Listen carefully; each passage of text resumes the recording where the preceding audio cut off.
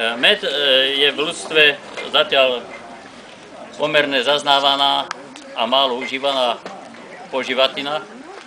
Bohužiaľ, na Slovensku je to necelé pol kila na jedného občana, čo je strašne málo, v iných štátoch je to ďaleko viac.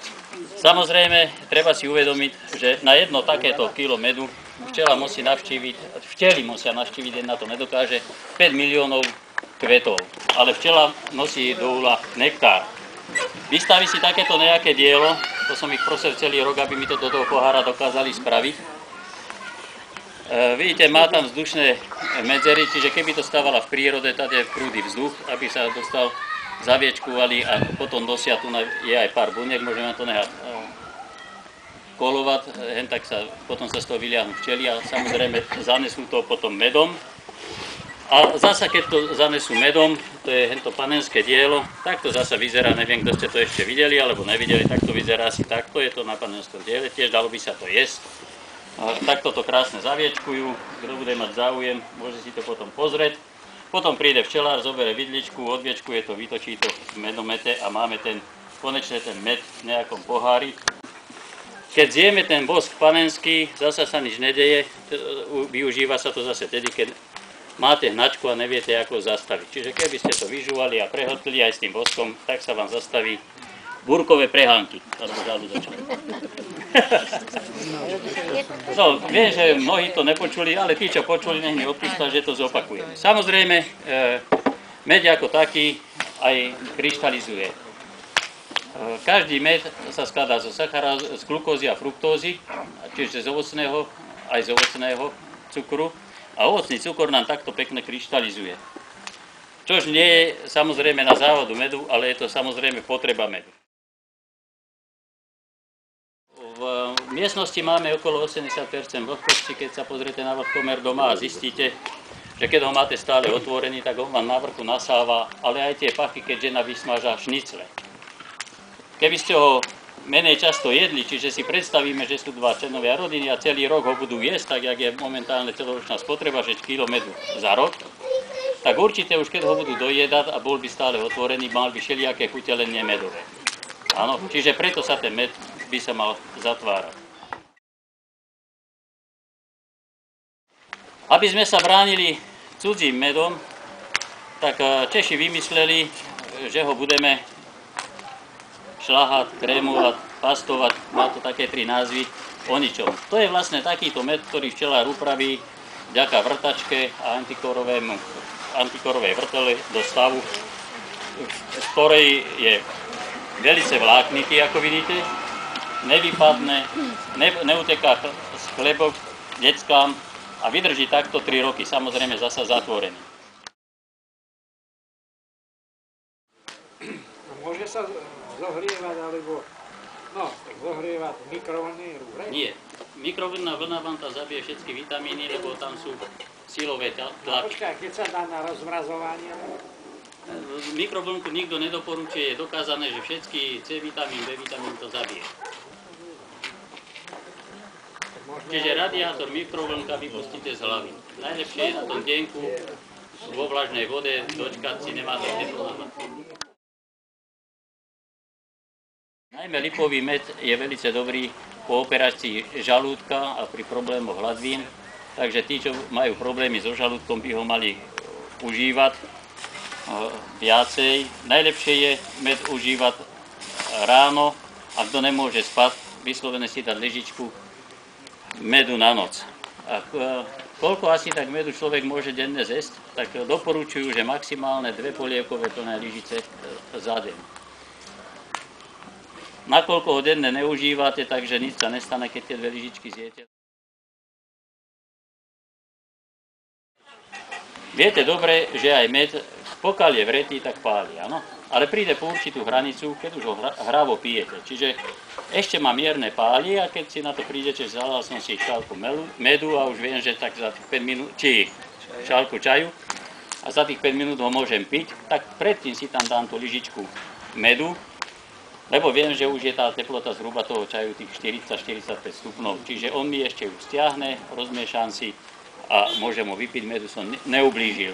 Jakže ho nedávajte tesné, jak si zalejete čaj, že porad tam dám aj med a za chvíľu ho prídem vypiť. To je zlé, tam ten C vitamín a B vitamíny ste si vlastne zničili.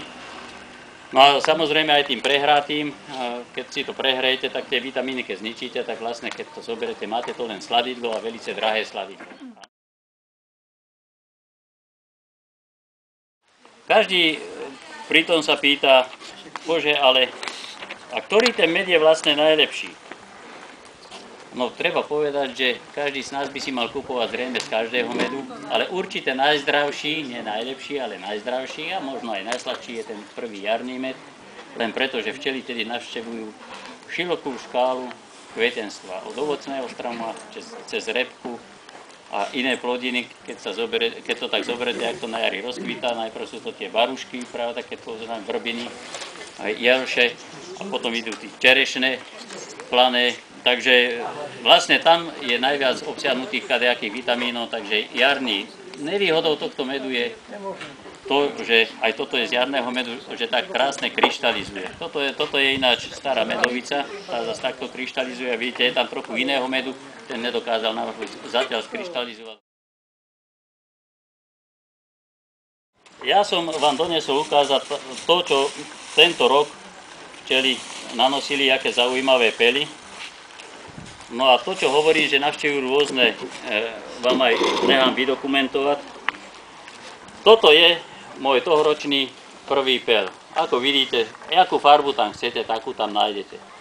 Ten žltý to je repkový, ten načervenalý to je tá datelina plazivá, pokiaľ poznám. Ten čierny to by mohlo byť už, jak začínal kvitnúť vočí mak miestami. Potom u nás bola zasiatá aj horčica, no a keď kvitla horčica, tak takmer nič iné nekvitlo, keď sa pozriete na ten pel, tak je skoro jednaký, je tam sem tam niečo, nejaké zrnko inakšie. Chutovo sú velice rozlíšené, zrejme najchutnejší bude tento, čo som vám ukázal, za to, že je tam zmes. Tento je abnormálne horký a neverili by ste, že nosia včely pel aj z kukurice. Toto je kukuričný pel, ako vidíte.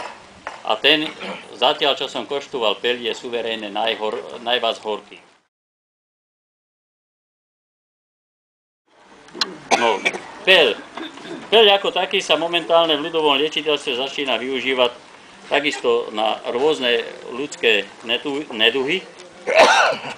Užíva sa najmä ráno, má sa užívať 3 týždne maximálne polievková lyžica denne. A čo je na ňom veľmi cenné, že všetci tí ľudia, ktorí trpia pelovou alergiou, sa s týmto vlastným pelom de facto môžu preliečiť. To je naškrabaný propolis z mojich včiel toho roku. Pekne to vonia, zbiera sa to celý rok, ale najviac ho nosia až ku koncu sezóny, čiže ten júl a doteraz, dokedy príroda niečo dáva. Každý rok je iný, nedá sa to nejak ohraničiť. V ňom sa zistilo, že je strašne veľa dobrých vlastností. Strašne málo ho včely vyrábajú. Rostl stĺčkom, čo ženy klepú šnicle. Sypete si to do čiernej fľaše od vína, nie do bielej, a do čiernej. Nasypete si tam, nalejete si tam jablčkovicu, alebo ten kvit, hovorím, lepší je kvit, alebo jablčkovica aspoň, alebo lieh je dostať aj v lekárnach 60%, skrátka 52 je málo. No. A poviem vám, že vôbec to necedím a užívam to tak doma, že si ho jednoducho odlejem z tej fľašky a stále ho tam mám na tom propolise, dokedy neprídem až po to husté. Vykloktáte si, chytáte angínu, zarobíte si s vodou, 20 kvapek si dáte z neho do vody, keď už ho máte vyluhovaný. Ešte som mal povedať, že vyluhuje sa asi tak, že si ho dáte niekde po ruke, trebárs nemalo by nám slnko svietiť, takže si ho zase dáte niekde do kredenca, kde sústavne chodíte a koľko raz idete okolo, toľko razy tú fľašu pretrepete. Skrátka, aby sa stále vyluhovala. No. Po tých 4-6 týždňoch je vyluhovaný, záleží, či ste si ho tam natlačili takýto, aj taký sa dá vyluhovať, len to dlž trvá, alebo teda či si ho rozbijete na ten prášok, jak som hovoril. Áno, keď si ho rozbijete za 4 týždne, ho môžete veselo užívať. Nakvapkáte si 20 kvapek do deca vody vlažnej, vyklopkáte si hrdlo a angína sa vám neprejaví. Samozrejme nie raz, áno, ráno, večer, alebo najlepšie po každom jedle. Tak si ho kúpte tento med, pastovaný, krémový, záleží z ktorého štátu je, alebo miešaný. To nájdete Poliaci, tuším tam píšu miešaný, Češi krémový, my hovoríme pastovaný, alebo opačne Janko? A my tuším miešaný dávame, no neviem presne, čo je výslovné slovensky. Ten si doma rozpustíte, keď chcete, totižto, tento si nemôžete užívať len na chleba. Ale preto je najlepší na chleba pre deti, že nepadá. Nezabrblú sa vám, stôl máte čistý všetko. Ale keď chcem z neho tekutý, tak zase si z neho naberem dve lyžičky, dám do druhého pohárka, zohrejem na tej vode a je takýto. On sa naspätek dostane do takéhoto stavu. Rozumiete? Čiže takýto si kúpte v obchode, lebo do tohto nevedá nič namiešať. Rozumiete? Tu sa nedá, ináč ho neurobi takéto konzistencie. Do týchto medov, bohužiaľ, po väčšine nájdete tie malinové, tie vám nedoporučujem vôbec kupovať. Prišli na to, že pod tlakom 8 atmosfér malinový sirup zahustá, dajú tu 20% medu a vysoko zarobili, lebo ho predávajú ako kilo pravého medu za 180 korún. No, takže v obchodoch, keď už neviete kam z konopy, radšej si kúpte takýto, alebo potom aspoň od slovenského takýto, ale aj tí Slováci prekupujú, takže není to celkom tí veľkovýrobcovia sú všelijakí. Radšej takto mierne skryštalizovaný, lebo keď si budete kupovať len takýto a ja ho prehrejem, no aj tento mi už začína kryštalizovať, víte, takže není o čom. Ale keď si kúpite takýto med, rietučky, že sa krásne prelieva, jak vodička a za rok vám neskryštalizuje, vlastne vám predal len sladidlo, tak jak som povedal, čiže nie, všetky vitamíny sú preč a vlastne chcete med jesť preto, aby ste nemali chrípku a tak ďalej. Aj títo alergici sa dajú liečiť, aby neboli alergici na peľ a či na jed. A čo je veľmi dobré u včelára a výhoda, že my, ktorí sa nehávame dobrovoľne píchať tým včelám, vlastne sme aj odolní proti jedu hada.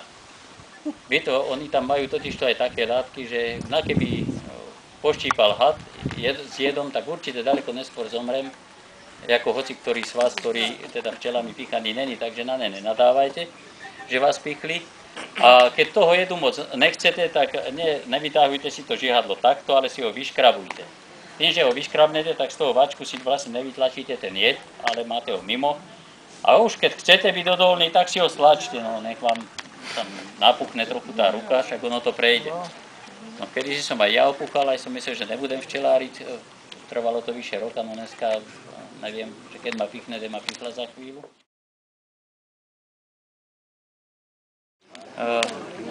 Včely vytvárajú elektromagnetické pole okolo seba.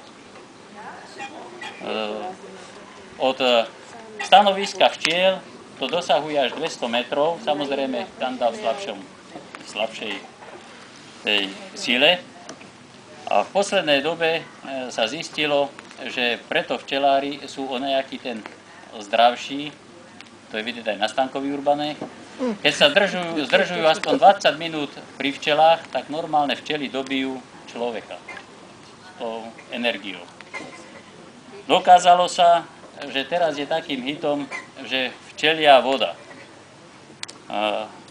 Na vrch nad včely sa dá voda, nemala by byť chlorová, ale čistá voda. Môžete si kúpovať, nie sítená, aj v obchodoch. A za 3 dní je nabitá elektromagneticky. Pomáha to cukrovkárom rozpúšťať kryštáliky. Tí, čo majú dnu, ladviny to čistí. A bože, ešte jednu vec, tam ma napadne asi neskôr. Čiže pri užívaní tejto vody, a môžete, keď ju vypijete liter a pol, tak ste si vlastne prečistili organizmus.